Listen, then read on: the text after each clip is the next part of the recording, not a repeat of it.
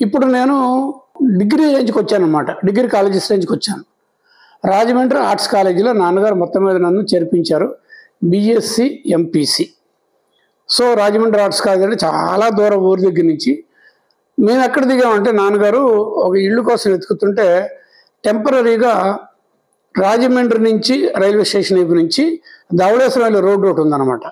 కొంచెం ఒక 4-5 కిలోమీటర్ అవతలకి వెళ్తే బాలరాజు ఫర్మ్ అని ఒకటి ఉంది, ఒక చిన్న ఇది. అందులో ఆయన ఉంటున్నారు. బాలరాజు గారు మా నాన్నగారికి పరిచయం అయ్యారు ఈ రైల్వే దీంట్లో. ఆయన మీరు వేరే ఇల్లు దొరికేంత వరకు ఇక్కడ దిగండి అని టెంపరీగా ఒకటి ఇచ్చారు. అప్పుడు గోదావరికి వరదలు. బాలరాజు ఫారంలో వెనక్కి వెళ్ళి తోటలోంచి వెనక్కి వెళ్ళి కొంచెం అప్పెక్కితే అది గోదావరి గట్టు. ఆ గోదావరి గట్టులోంచి ఆ గోదావరి వరద చూస్తూ ఉంటే కొట్టుకెళ్ళిపోయే చెట్లు, ఆవులు, గేదెలు రకరకాలు. అసలు అక్కడికి వెళ్తే ఆ వయసులో కళ్ళు తిరుగుతున్నట్టు కళ్ళు ఎదుట అలాగేదో తోసుకుంటూ వెళ్ళిపోతూ ఫ్లో ఆఫ్ గోదావరి వాటర్ అనమాట. అది చాలా భయం కూడా వేసేదనమాట.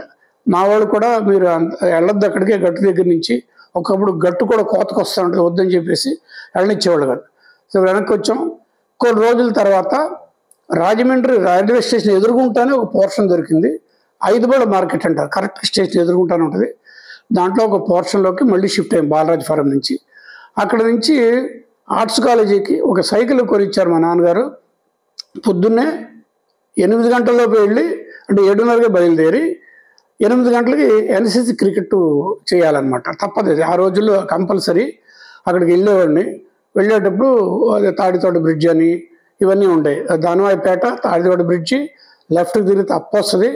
అక్కడి నుంచి డౌన్కి తిరిగితే ఇలాగ కంబాల చెరువు, ఇంకా వెళ్ళి ఆర్ట్స్ కాలేజీలో 2 బ్లాకులు ఉంటాయి. 2 బ్లాకులు, ఒక బ్లాక్లో ఆర్ట్స్ ఇలాగ ఉండేది. అక్కడ మార్నింగు ఎన్సీసీ చేసి మళ్ళీ వెనక్కి వచ్చి కొంచెం రెస్ట్ తీసుకొని భోజనం చేసేసి మళ్ళీ 1 గంటల బయలుదేరి మళ్ళీ సైకిల్ తొక్కుని అంత దూరం వెళ్ళి, అది 2 షిఫ్ట్లు ఆ కాలేజ్ అప్పుల్లో. మార్నింగ్ కొంతమంది క్లాసెస్, ఈవినింగ్ కొంతమంది క్లాసెస్. నాకు evening classes, BSc first year MPC classes.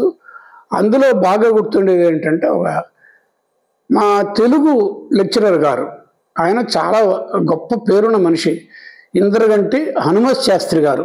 చాలా గొప్ప నోటెడ్ పర్సన్ అనమాట.